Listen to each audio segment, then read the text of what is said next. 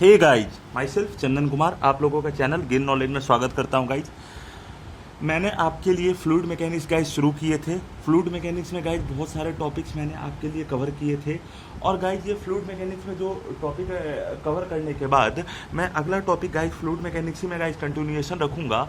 और जो टॉपिक मैं आपको पढ़ा चुका हूँ वो सारे टॉपिक के गाइज आपको प्लेलिस्ट में वीडियोज़ मिल जाएगा, आपको प्लेलिस्ट में वीडियोज़ मिल जाएगा। और उस प्लेलिस्ट से आपको क्या करना पड़ेगा, आप उस प्लेलिस्ट को एक्सेस कीजिए, आप उस वीडियोज़ को देखिए और अगर उनमें आपको कहीं भी कोई डाउट लगता है गाइज तो आप मुझसे ज़रूर कमेंट बॉक्स में गाइज पूछिए। मैं उन कमेंट्स का उनका ज़रूर निदान करने की गाइज कोशिश करूँगा, हर पैमाने पर निदान करूँगा गाइज। और अगर आपको मेरी टीचिंग में कहीं भी त्रुटियाँ नज़र आ रही है तो आप कमेंट बॉक्स में गाइज लिखिए, उसका भी गाइज मैं सॉल्यूशन ज़रूर करूँगा। एक और बात गाइज कि अगर आपको मैं ये ज़रूर कहूँगा गाइज कि फिजिक्स में जो टॉपिक्स मैंने कवर किए हैं कि मैंने आपको वेक्टर शुरू किया, फिर उसके बाद क्या कहते हैं वेक्टर शुरू करने के बाद मैंने क्या शुरू किया आपके लिए द फोर्सेस शुरू किया, फिर उसके बाद हीट शुरू किया, कैलोरीमेट्री, केटीजी, थर्मोडायनेमिक्स, ये सारे टॉपिक्स, वेव्स, स्ट्रिंग वेव्स, और अभी जो ये फ्लूइड मैकेनिक्स चल रहा होगा वो चल ही रहा है। मैं आपका सिलेबस काफ़ी डिटेल में कवर करने की कोशिश करूंगा और जो भी आपको मेरे पढ़ाए हुए में आपको कुछ भी डाउट लगेगा आप उन चीज़ों का ज़रूर निदान करने की कोशिश करिएगा। उन सारी चीज़ों का मैं डिटेल सॉल्यूशन आपके पास रखूंगा। ठीक है, चलिए गाइस, अब बहुत भाषणबाजी हो गया, अब मैं सीधे कंटेंट मैटर पे आता हूँ और मैं आपसे बात करता हूँ। ठीक है गाइस, देखिए फ्लूइड मैकेनिक्स में गाइस क्या होता है कि फ्लूइड मैकेनिक्स में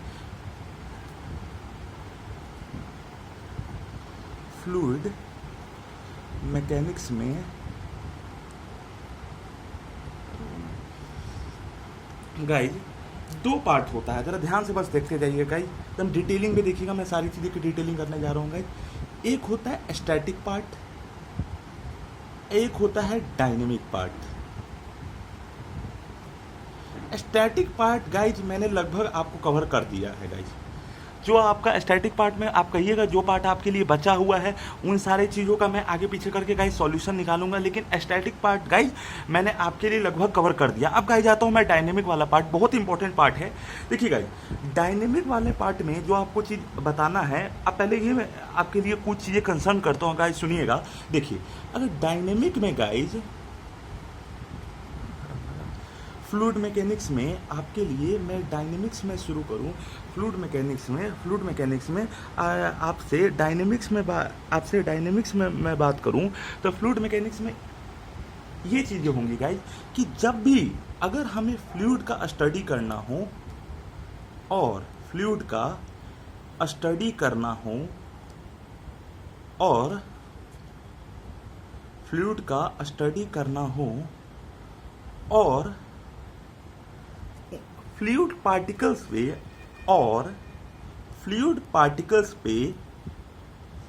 लगने वाला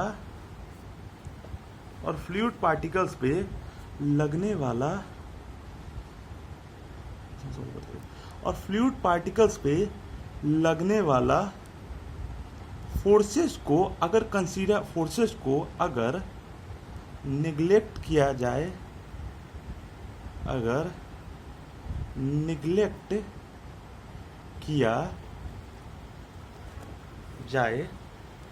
और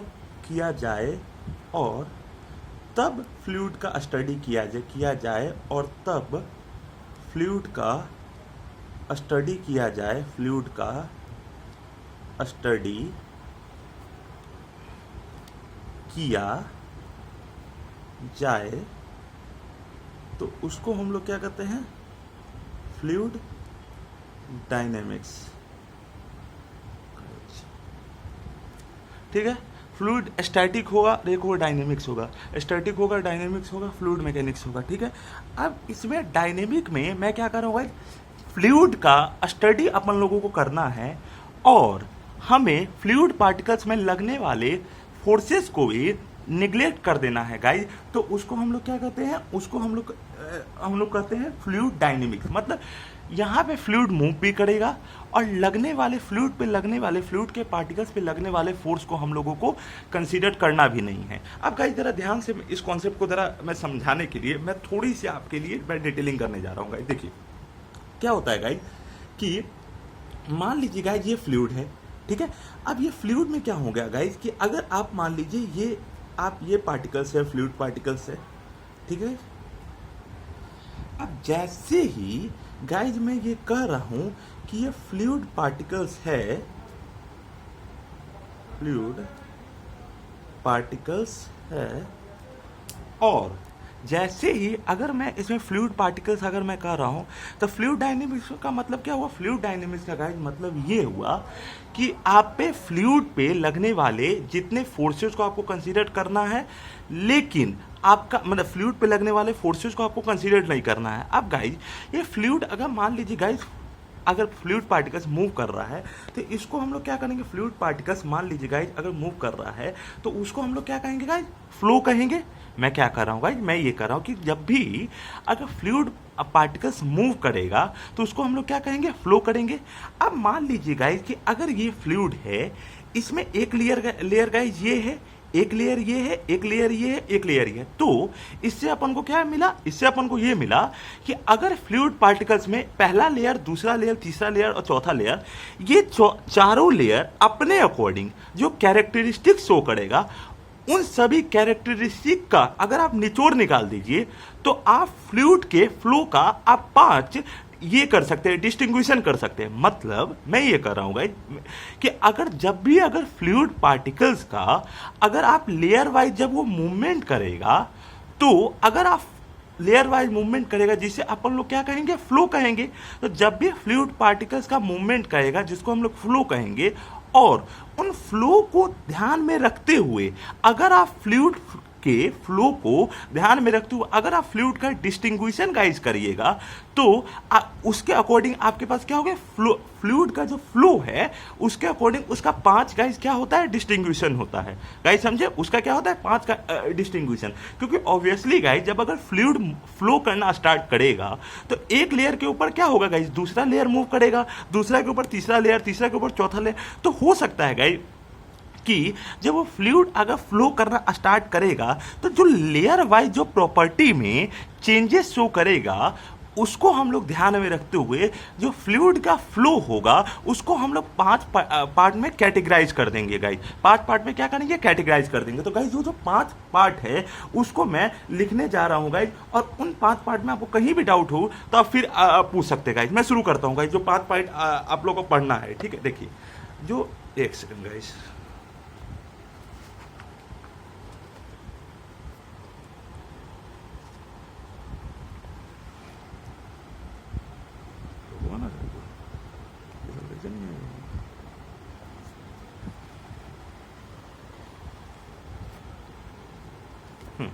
देखिए गाइस अगर जो फ्लूइड का फ्लो है उसके अकॉर्डिंग आपको 5 जो फ्लो का कैटेगराइज करना है, जरा ध्यान से देखिए गाइस, 5 फ्लो का कैटेगराइज करना है। Uniform and non uniform flow, uniform and non uniform flow,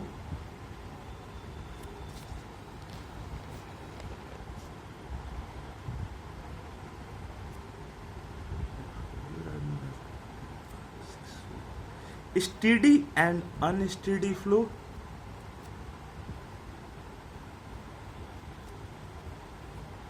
one D, 2D and 3D flow,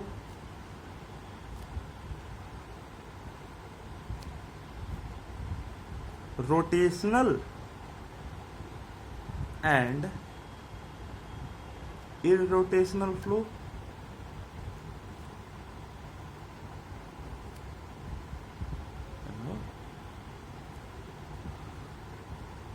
और laminar and turbulent flow, laminar and turbulent flow. Guys कौन से 5 पार्ट में कैटेगराइज मैंने किया? Uniform and non uniform flow, steady and unsteady flow, 1D 2D and 3D flow, rotational and irrotational flow, laminar and turbulent flow. अब guys ये जो 5 part में आपने कैटेगराइज किया, उसका मैं थोड़ा सा आपके सामने मैं डिटेलिंग करूं। उस कॉन्सेप्ट को बताने से पहले मैं एक चीज़ आपको गाइज बताना चाहूँगा, बहुत इंपॉर्टेंट कॉन्सेप्ट होता है। ये होता है गाइज, ऐसे आप लोग ग्रेजुएशन में जाइएगा तब इस कॉन्सेप्ट के बारे में आप गाइज जानिएगा, लेकिन आपको क्योंकि ये कॉन्सेप्ट मुझे बताना है तो मैं यहीं पे उसका थोड़ा सा डिटेलिंग में करूँगा गाइज। आपको जो डाउट होगा आप पूछ सकते हैं गाइज। देखिए क्या होगा कि अगर मैं शुरू करूँ तो आपको जो कॉन्सेप्ट मुझे बताना है वो किसका बताना है? वो बताना है पार्शियल डिफरेंशिएशन का। पार्शियल डिफरेंशिएशन का। अब देखिएगा पार्शियल डिफरेंशिएशन क्या होता है। देखिए पार्शियल डिफरेंशिएशन ये होता है, ऐसे मैथ्स आपको अभी तक मैंने शुरू नहीं किया है तो कायदे से ये चीज़ मुझे नहीं बताने चाहिए, लेकिन मैथ भी आप लोगों का गाइज मैं पैरेलली शुरू करूंगा, उसमें भी गाइज आपको जो डाउट होगा मुझसे पूछ सकते हैं। देखिए पार्शियल डिफरेंशिएशन में हम लोग का ये होगा कि मान लीजिए v है, वो फंक्शन है x, y का, ठीक है, फंक्शन ऑफ x, y का, या फिर आप एक थोड़ा सा इसका और मैं डिटेलिंग करूं तो x, y, z का फंक्शन है गाइस, ठीक है। मैं क्या करूं, v क्या है? x, y, z का फंक्शन है, मतलब जो v आप फंक्शन लिखोगे वो x, y, z तीनों पे डिपेंड करेगा। तो इसको अपन लोग कैसे लिख सकते हैं? उसको लिख सकते हैं अपन x³ yz लिख लीजिए, एक तो ये हो सकता है, या फिर और मैं डिटेलिंग करूं उसकी तो x³ + y² + 3yz लिख लीजिए, प्लस हाँ सही है गाइज XYZ। हाँ तो इसको आप हटा दीजिए। तो v आप पार्शियल डिफरेंशिएशन का कॉन्सेप्ट मैंने बताया, तो आपको मैंने क्या बताया? आपको मैंने ये गाइज बताया कि अगर v फंक्शन होगा गाइज XYZ का, मतलब जो v है वो XYZ तीनों पे गाइज डिपेंड कर रहा है। अब जैसे ही गाइज मैं कर रहा हूँ v XYZ तीनों पे डिपेंड कर रहा है, तो मैं इसी की डिटेलिंग करूँ तो आपके पास क्या मिला? आपके पास गाइज मिला कि v को आप क्या लिख सकते हो? x³ yz, एक तो ये लिख लो गाइज, या फिर x³ + y³ + 3yz। अब गाइज मैंने आपको नॉर्मल डिफरेंशिएशन गाइज बता रखा है, अगर वो आपको नहीं आता है तो आप प्लीज आप मेरे पुराने वीडियोज को गाइज देखिएगा, उनमें मैं बता दूंगा। अभी बताऊंगा तो बहुत लंबा वीडियो होगा। सुनिए, v = x³ yz = x³ + y² + 3yz। अब अगर आपको ये जो v है जो x, y, z तीनों पे डिपेंड कर रहा है, अगर आप v का x के रिस्पेक्ट में अगर आप डिफरेंशिएट कर देते हैं तो del v del x क्या हो जाएगा? हो जाएगा 3x² yz, ठीक है। अब देखिए ये गाइज मैंने कैसे किया, सुनिए। अगर आपको v क्या है? x, y, z तीनों का गाइज फंक्शन है, ठीक है।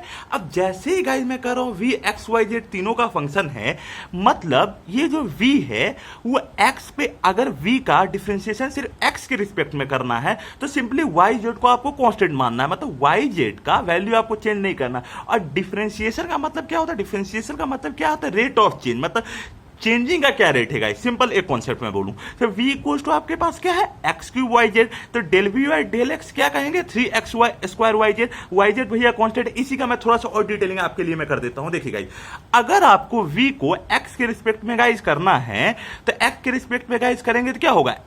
x के रिस्पेक्ट में करेंगे तो yz तो गाइस ऐसे होगा, और x³ का क्या हो जाएगा? 3x², एक तो ये होगा। अगर मान लीजिए v का आपको y के रिस्पेक्ट में करना है, v का आपके पास किसके रिस्पेक्ट करना है? y के रिस्पेक्ट में। अब जैसे ही y के रिस्पेक्ट में करना है तो आपके लिए क्या हो जाएगा? y x³ z कांस्टेंट हो जाएगा, और v का y के रिस्पेक्ट में करना होगा तो क्या हो जाएगा? 1, दैट इज x³ z।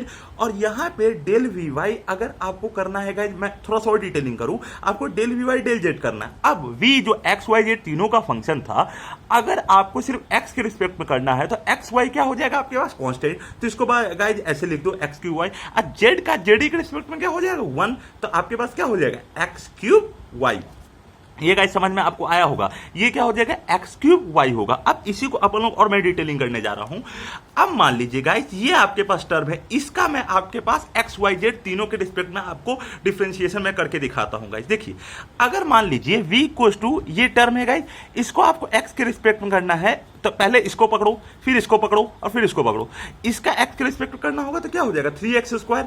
अब इस टर्म का एक्स के रिस्पेक्ट करेंगे तो इसमें क्या एक्स का कोई टर्म नजर आ रहा है गाइस? कोई टर्म नजर नहीं आ रहा है। तो जब कोई टर्म नजर ही नहीं आ रहा है, और जो मैंने क्या बोला था कि v का अगर आपको एक्स के रिस्पेक्ट में करना है तो उसको छोड़ के बाकी को कांस्टेंट मानो, तो ये क्या हो जाएगा y²। और इसमें बाकी इसमें क्या है, एक्स का कोई टर्म ही नहीं है, मतलब बाकी कांस्टेंट मानो, मतलब इसको आप कंसीडर ही मत करो, तो 0 0, तो क्या हो जाएगा 3x²।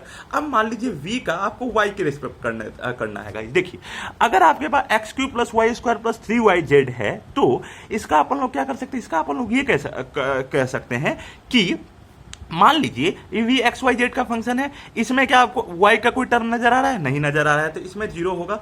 इसका में y का आप डिफरेंशिएशन y² का y के रिस्पेक्ट में करिएगा, डिफरेंशिएशन क्या हो जाएगा 2y, और इसका क्या हो जाएगा ∂v/∂y क्या हो जाएगा 3z।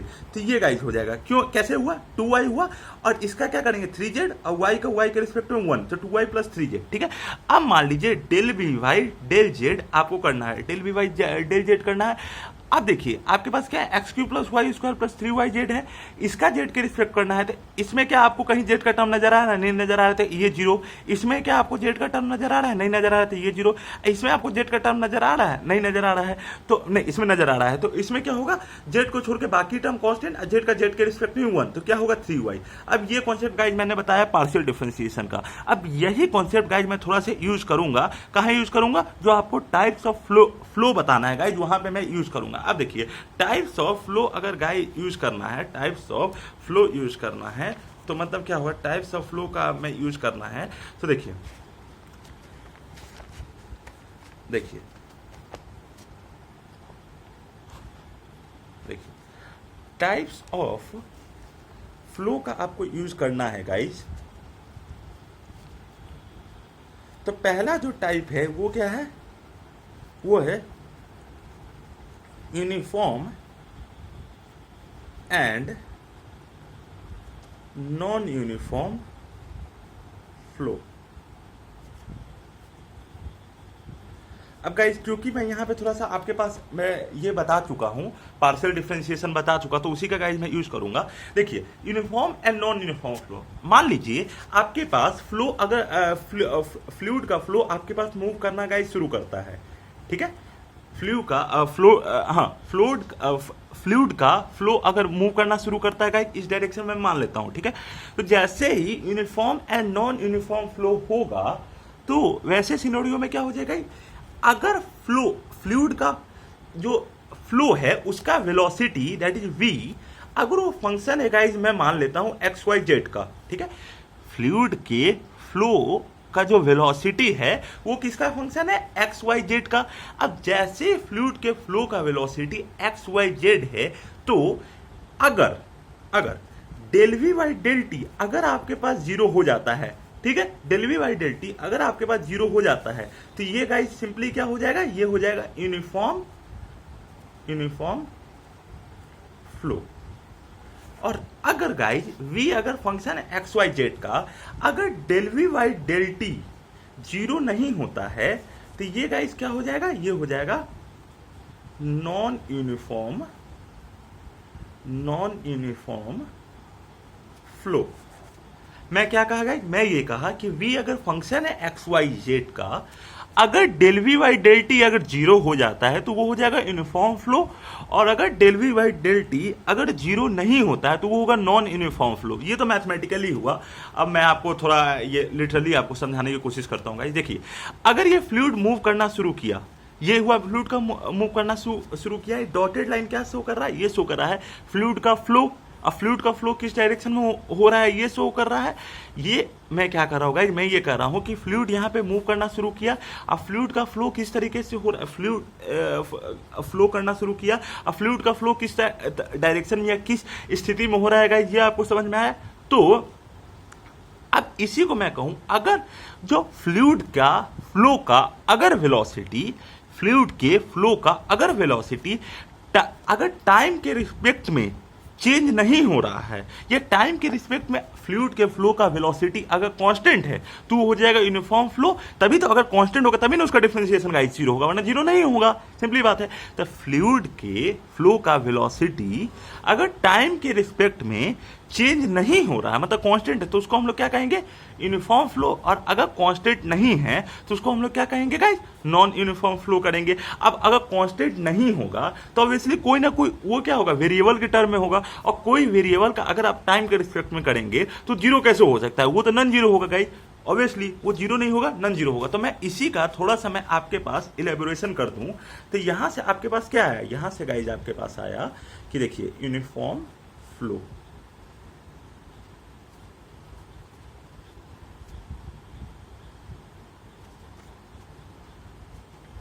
if flow of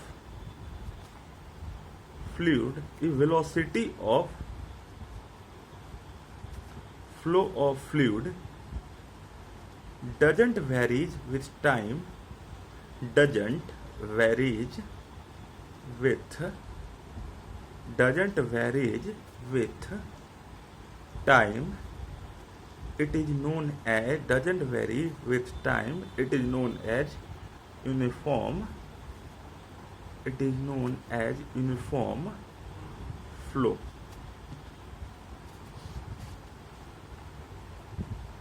और नॉन यूनिफॉर्म फ्लो मैं कहूंगा तो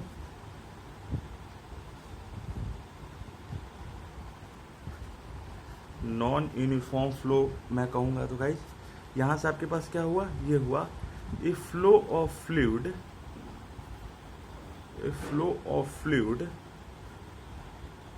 varies with time, if flow of fluid varies with time, it is known as, if flow of fluid varies with time, it is known as non-uniform flow। if flow of fluid varies with time, it is known as non uniform flow. तो guys यहाँ पे मैंने आपका पहला part को cover किया कि uniform flow क्या होता है, नॉन यूनिफॉर्म फ्लो क्या होता है गाइज। अब इसी पे गाइज मैं अगला फ्लो को कवर करने जा रहा हूँ गाइज, जो होता है स्टेडी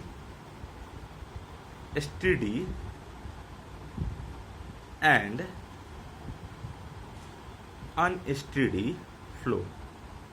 नॉन स्टेडी भी गाइज आप कह सकते हैं, कोई दिक्कत नहीं है। देखिए अगर आपके पास स्टेडी एंड अनस्टेडी फ्लो के बारे में अगर गाइज मैं बात करूं तो आपके पास क्या होगा, स्टेडी एंड अनस्टेडी फ्लो के बारे में गाइज बात करूं तो ये होगा कि अगर ये फ्लूइड है, ये भी फ्लूइड है, ये फ्लूइड है, ये फ्लूइड है, तो स्टेडी एंड अनस्टेडी फ्लो की अगर बात करूं, अगर वेलोसिटी ऑफ फ्लूइड फंक्शन हो गए एक्स वाई जेड का, मान लेता हूं गाइज, अगर वेलोसिटी ऑफ फ्लूइड, जो वेलोसिटी ऑफ फ्लूइड का फ्लो या फिर जो फ्लूइड का फ्लो, इसका मैंने आपके पास डायग्राम बनाया, ये मैंने किसका डायग्राम बनाया, फ्लूइड के फ्लो का डायरेक्शन बताया, फ्लूइड का फ्लो का मैंने डायग्राम बनाया। अब जैसे फ्लूइड के फ्लो का अगर गाइज मैंने ये डायग्राम बनाया, अगर फ्लूइड का velocity that is function of X Y Z, fluid का guys velocity that is function of X Y Z जो है, अगर वो v मान लेते हैं गाइज किसी पॉइंट पे जितना गाइज इंटर कर रहा है उतना गाइज ये क्या कर रहे हैं, उतना ही गाइज बाहर जा रहा है। मैं क्या कर रहा हूँ गाइज, मैं ये कर रहा हूँ कि अगर ये फ्लूइड का फ्लो है किसी पॉइंट पे, जितना ये फ्लो जो क्या कहते हैं वेलोसिटी, जितना जो फ्लो है इंटर कर रहा है उतना ही गाइज बाहर जा रहा है, तो उसको हम लोग कहते हैं गाइज स्टेडी फ्लो। और अगर किसी पॉइंट पे जितना इंटर कर रहा है फ्लूइड, किसी पॉइंट पे गाइस जितना फ्लूइड इंटर कर रहा है उतना बाहर नहीं जाके थोड़ा कम जा रहा है या थोड़ा ज़्यादा जा रहा है, तो उसको गाइस हम लोग क्या कहेंगे, अनस्टेडी फ्लो। फॉर एग्जांपल के तौर पे सिंपली ये होगा कि आपने कभी देखा होगा, मैं थोड़ा हीट से आपको इस कॉन्सेप्ट को समझाना चाहूँगा, इसमें थोड़ा सा आपको दिक्कत होगा। तो देखिए गाइज आपने ये देखा होगा कि अगर आप कोई ये पैन ले लीजिएगा जिस पे आप हीटिंग कर सकते हैं, अगर पैन में अगर आपने हीटिंग किया और ऐसे करके गाइज मैं मान लेता हूँ पैन में अगर आप हीटिंग कर सकते हैं, और अगर इसमें पैन में ये आप मान लेते हैं जो है पानी गर्म हो रहा है गाइज, ये पैन में मैं मान लेता हूँ पानी गर्म हो रहा है, ठीक है।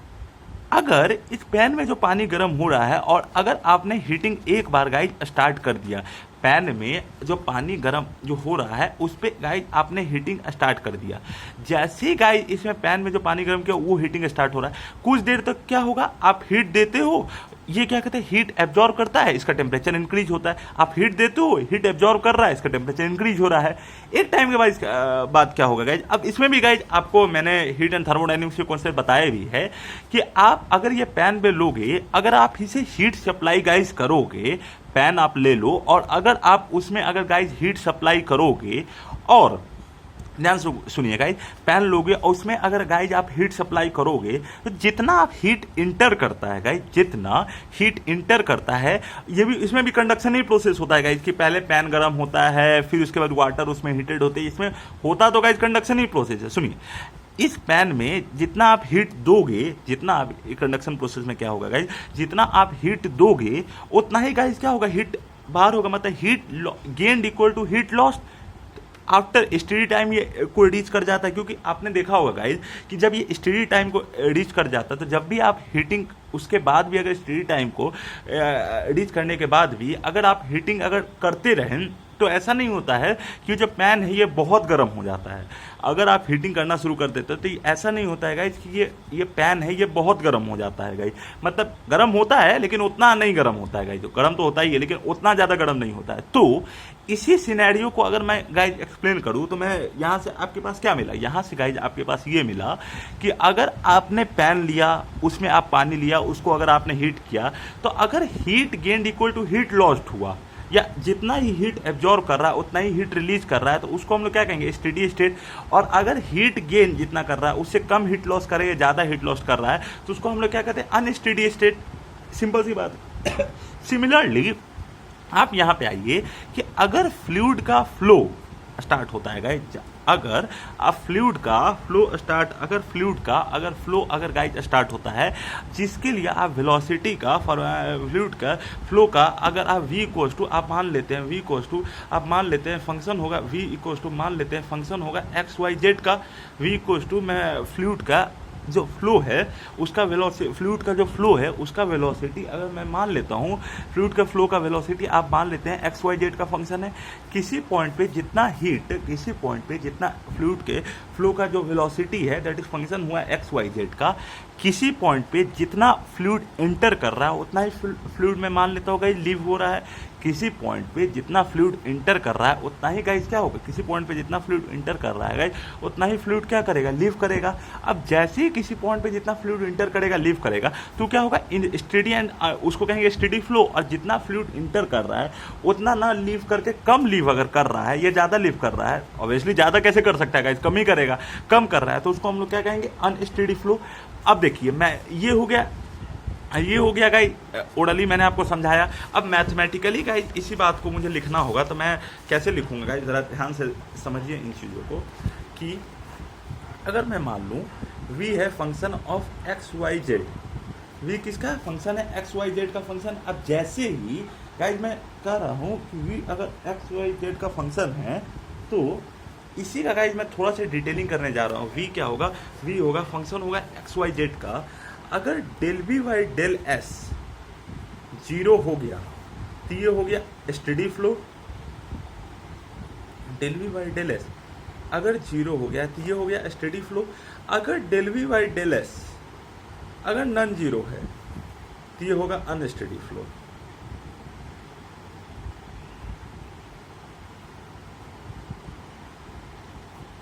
मैं गाइस क्या कहा, मैंने ये कहा v अगर फंक्शन है XYZ का, del v by del S अगर जीरो हो गया तो उसको हम लोग क्या कहेंगे गाइस, स्टेडी फ्लो। और del v by del S अगर नॉन जीरो हुआ तो उसको del v by del S अगर नॉन जीरो हुआ तो उसको हम लोग क्या कहेंगे, अनस्टेडी फ्लो। सिंपल सी बात है guys, del v by del S zero कर दो तो steady flow, del v by del S non zero कर दो तो unsteady flow.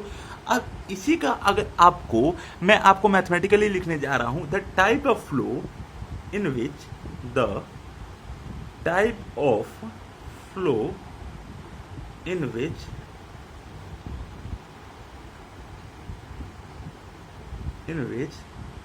the fluid entering at any cross-sectional area in which the fluid entering at any cross-sectional area in which the fluid entering at any cross-sectional area is equals to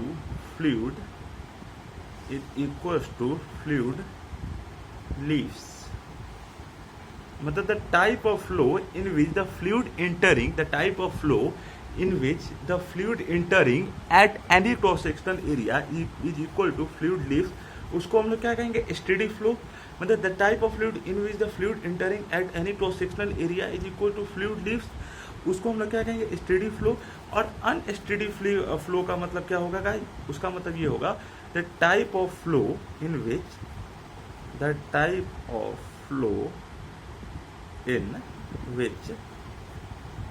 the fluid entering at any cross sectional area, the type of flow in which the fluid entering at any cross sectional area is not equal to fluid, is not equals to